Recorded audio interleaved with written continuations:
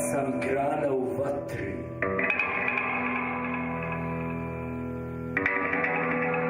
I žar sam na kori.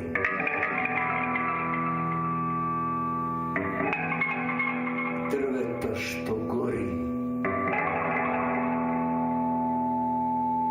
Dakle, pričati o Damiru Avdiću je silno teško jer priča s jedne strane o nečemu beskonačno jednostavnom, nečem suštinskom, a nečem što u onome umjetničkom što generira jest veliko, pa čini mi se i potencijalno beskonačno.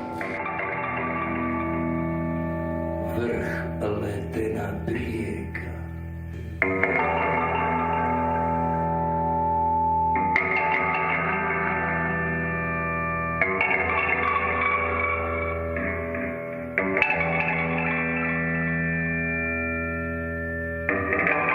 Ja sam noć zakašnjela.